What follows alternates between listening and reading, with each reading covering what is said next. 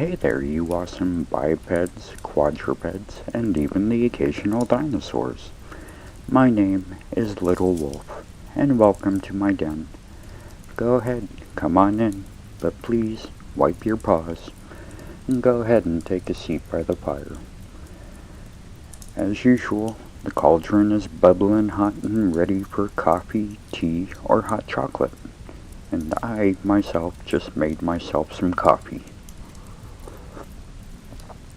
But, like an idiot, ding, I didn't change out the grounds, so it's kind of half-ish decaf coffee. Oh well.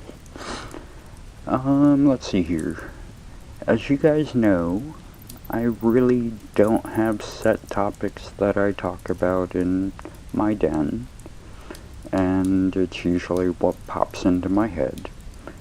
And I was going to read some stories for this video, but then last night something popped up in my YouTube feed, and it was from the History Channel, which I tell you guys that I do like watching and following what they do, and I know they're not the best source for like really credible discussions because of how they like to cherry pick their interviews to make the person they're interviewing seem like they agree with what the narrative of the show is going to be about.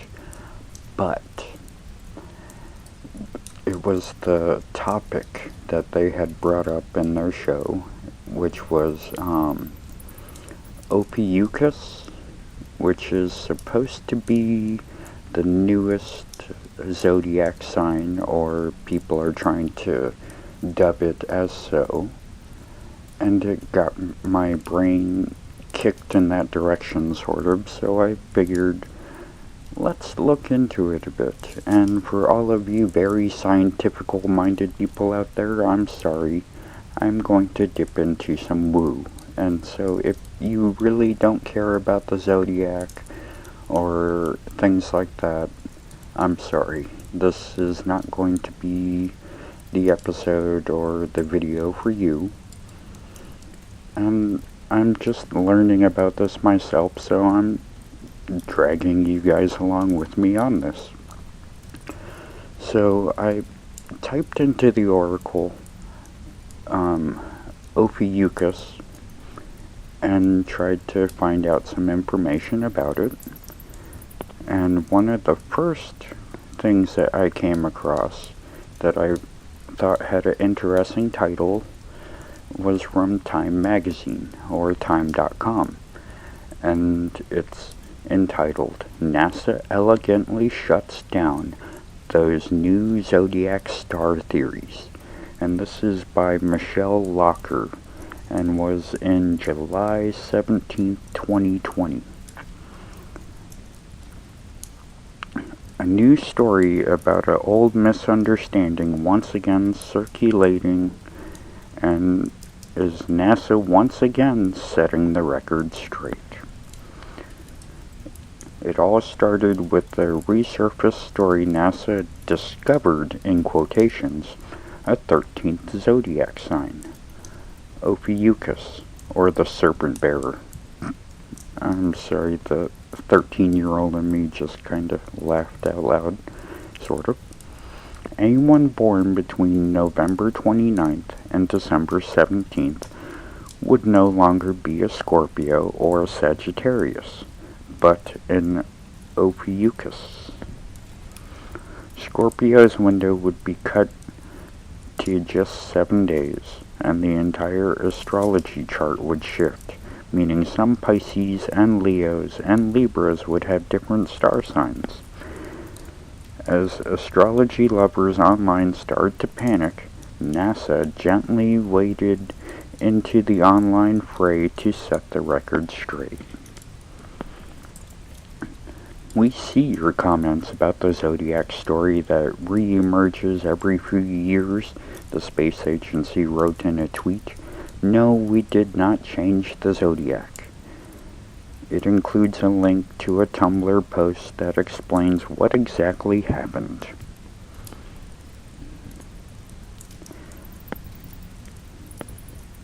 In a blog post, NASA patiently explains the difference between astronomy, the scientific study of everything in space, and astrology. It's not considered a science, quote unquote. NASA then notes that the zodiac signs are simply constellations that are in line with the Earth and Sun as the planet follows its orbit. Earth actually travels through 13 signs, including Capricorn, Aries, and yes, Ophiuchus. But some 3,000 years ago, the Babylonians, not NASA, decided 12 was neater than 13, so excluded the 13th sign and divided the zodiac into 12 parts based on the 12 months of their calendar, according to NASA. The line from Earth through the Sun points to Virgo for 45 days, but it points to Scorpius for only 7 days. To make a tidy match with their 12-month calendar, the Babylonians ignored the fact that the Sun actually moves through 13 constellations, not 12. Then they assigned each of those 12 constellations equal amounts of time, NASA explains in their post. Back in 2011, as Time reported, astronomers from Minnesota Planetarium Society found that because of the moon's gravitational pull on Earth, the alignment of the stars has shifted. So the sun points to different parts of the zodiac at different times. So we didn't change any zodiac signs. We just did the math, said the space agency's blog post. The post was originally written in 2016, but as the story of shifting zodiacs circulates once again, NASA has retweeted it again.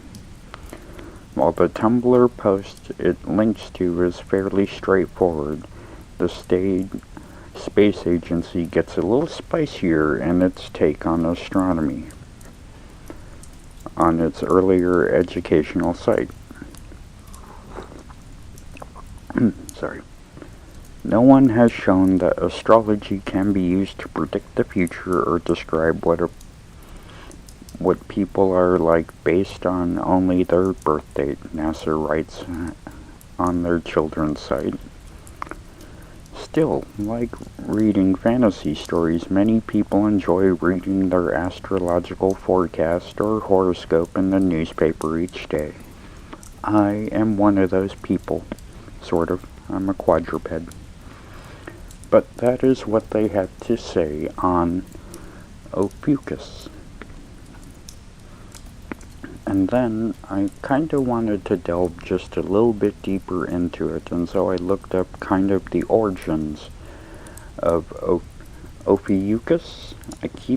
It's such a weird word to wrap your mouth around, so it'll come out weird, and there are some Greek names in the following article that I found that I'm probably going to butcher. But it is from earthsky.org. And it's called Born Under the Sign of Ophiuchus, posted by Bruce McClure in Astronomy Essentials Constellations in August 20 last year. And it says, born between November 29th and December 18th? If so, the sun passes in front of Ophiuchus on your birthday.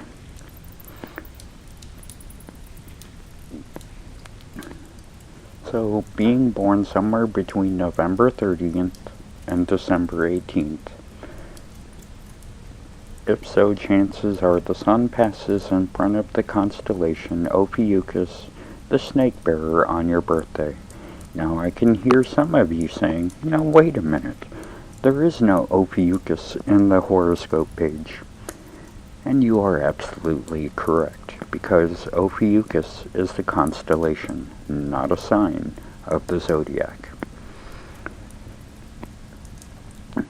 You You can follow links below to learn more about astrological signs versus astronomical constellations, when and where they locate, Ophiuchus, and some deep sky treasures contained therein, its mythological and its scientific notations.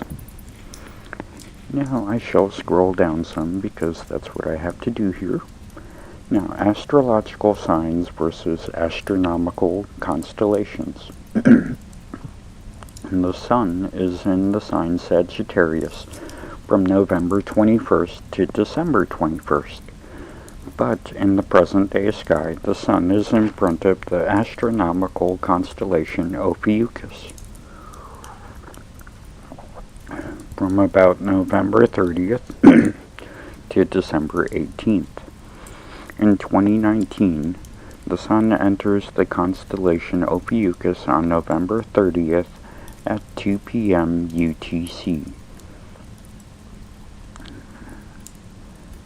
Then the Sun enters the constellation Sagittarius on December 18th at, let's see here, 8 o'clock UTC. Now, when you're speaking about astrological signs or astronomical constellations, the zodiac depicts the narrow beltway of stars on the stellar sphere through which the Sun and Moon and planets travel continuously.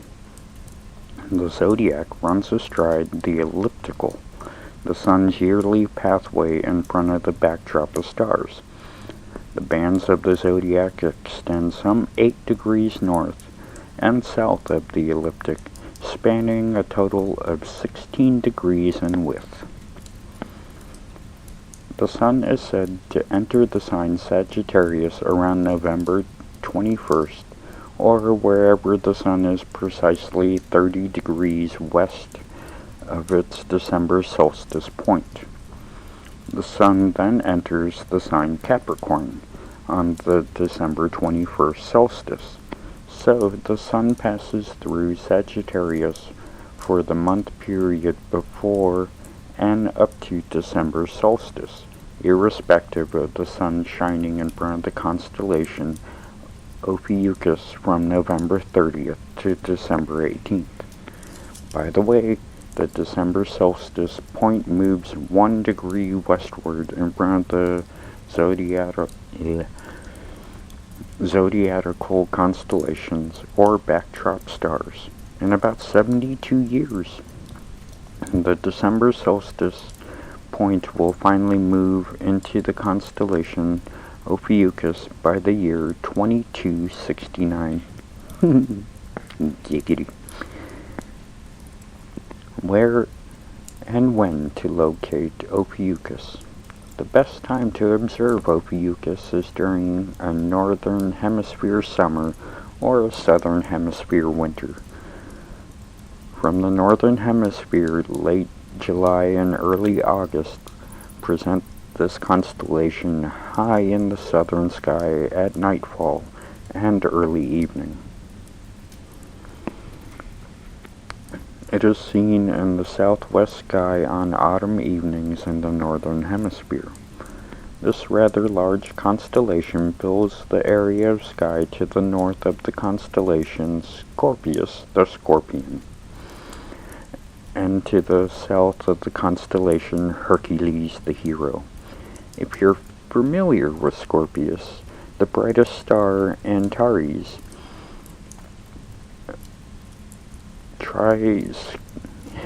this just sounds like a weird thing to say, but try star hopping to Ophiuchus from this ruddy gem of a star. The head of Ophiuchus is marked by the star Alpha Ophiuchi. Okay, interesting name. Ophiuchus is joined in legend and in the sky to the constellation of the Serpent. If you have a dark sky, you might find this one constellation that looks like what is supposed to be a big guy holding a snake. The name Ophiuchus comes from two Greek words meaning serpent and holding. And if that doesn't make you giggle a bit on the inside, I'm not sure if we can really be friends. Because I'm just such a little puppy on the inside. Okay, let's move on to a little bit more serious and better stuff. Deep sky objects in Ophiuchus. On a night when the moon is absent, take your binoculars and use them to scan Ophiuchus, which lies near the band of the Milky Way and has so many deep sky wonders. Ophiuchus boasts of numerous globular clusters, for example. The two easiest globular clusters to see with ordinary binoculars are M10 and M12. Through binoculars, they look like faint puffs of light. But with a telescope, you begin to see these globular clusters for what they really are. They are immense stellar cities spanning 100 to a few hundred light years in diameter, teeming with hundreds of thousands of stars. Another big sky favorite is the Pipe Nebula, a vast interstellar cloud of gas and dust sweeping across 7 degrees of the sky. At arm's length, it's about the width of 3 fingers. This dark nebula resides at a distance of 600 to 700 light years in southern Ophiuchus, and can be seen with the unaided eye in the dark, transparent sky. The Pipe Nebula is found due east of the star Antares and due north of the stars Shala and Lesath. Those are kind of cool names. Those 2 stars, but not the Pipe Nebula, are shown in the above chart, and I will try and get these posted into my video somehow. Sorry. Ophiuchus in myth and star lore. In Greek star lore, Ophiuchus represents Asclepius, said to have been the first doctor. I think BBC would somehow debate that. But he's always depicted holding a great serpent or snake. Depending on how it's used, a snake's venom can either kill or cure. It is said the Asclepius concocted a potion from a snake's venom, the blood of the Gregorian monster, and an unknown herb bringing the dead back to life. This greatly alarmed the gods as it threatened to undo the natural order of things. As the good doctor was trying to bring Orion the hunter back to life, the god of the underworld pleaded to Zeus, the king of the gods, to reconsider the ramifications of the death of death. Apparently his argument swayed the king of the gods. Zeus confiscated the potion, removed the doctor from Earth, and placed the gifted physician into the starry heavens. We hardly know how the god of the underworld made his appeal.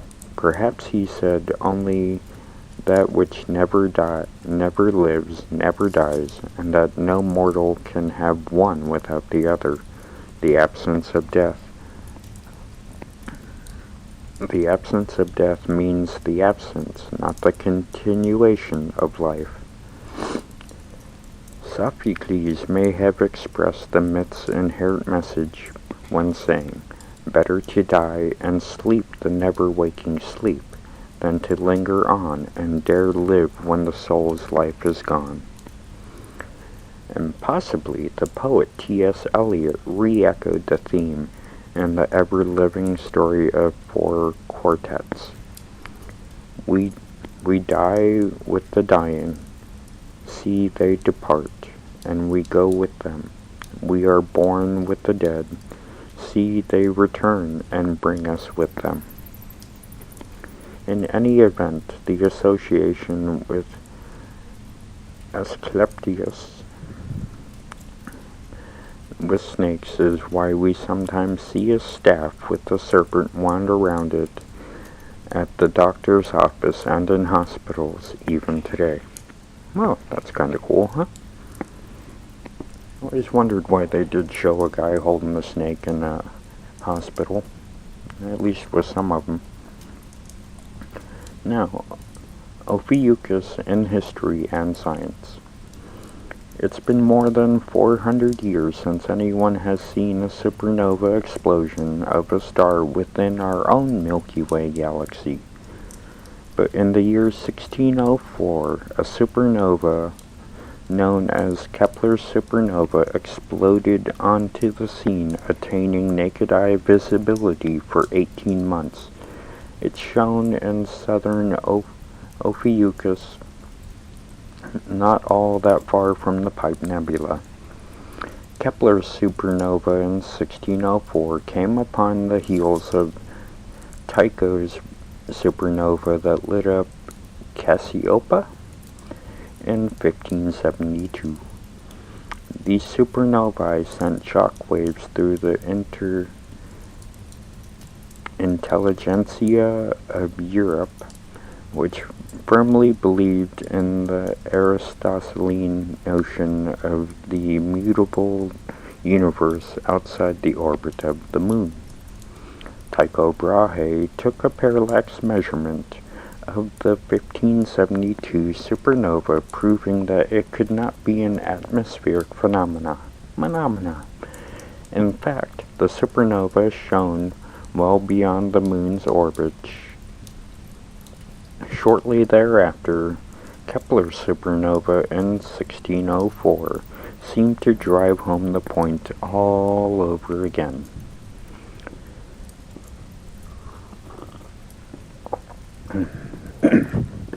I gotta make some better coffee soon.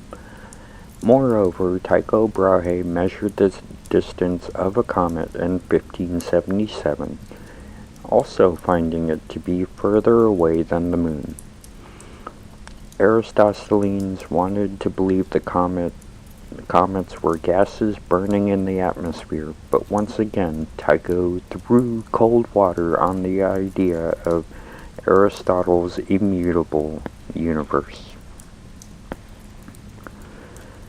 The bottom line: the sun lies within the boundaries of the constellation Ophiuchus, the serpent bearer, for about 2 weeks every year, and thus Ophiuchus is an informal member of the zodiac. Astrological signs versus astronomical constellations, and how to find them. And there are many little links here below that if you're a Taurus or a Gemini or a Leo or Pisces, that you can find out where the constellations are and different stories behind them. And I kind of want to do a video on being a Pisces because I'm an idiot. Ding! And I just kind of thought this would be a fun little video to put together and to find out more about Ophiuchus and why it is such a big thing. And even if it was made into a zodiac sign, I would still be a Pisces, because I did look it up, and Pisces would move from March 11th to later on, and me being born on March 12th, I would still be a Pisces. And I'm sorry if you did not really like this kind of woo talk or anything like that, but I just thought it would be something fun to learn about, and if I'm going to learn about it, I know some people out there would probably want to learn about it too. So if you've made it this far, thank you. Thank you for listening to me ramble on a bit about the stars. And I just love having you guys here in my den for a quick fireside chat about Ophiuchus and his origins and everything like that. and allowing me to have a little bit of woo fun. Because if we can't have fun in life, what's the point? So with that being said, I think we'll go ahead and wrap it up. And remember, we all live on one planet, and we have to share it. So let's at least be civil with one another. Not all of us believe in astrology, and there's a lot of talk about it not being a science, and I don't think it is. I just think it's something that I like to believe in and have fun with, and I always have. So, I'm sorry if you are one of the very science-based minded people and didn't like this video. But I still love you, and my den is still always going to be open, and I'll always be around for a talk. And to the people who do know me, I do talk a lot sometimes, and I don't talk a lot sometimes. And I like having fun within my den. The last few nights we've been enjoying a bunch of old Godzilla movies. From Mute Donkey, who's been showing them in my den. I like to thank him for all the fun we've been having. And it's fun to have another person who likes to watch Godzilla as much as I do.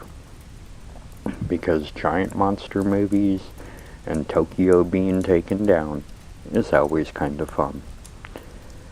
And if you want to join us in the fun, hit me up on Discord, and I'll definitely let you know when we do that.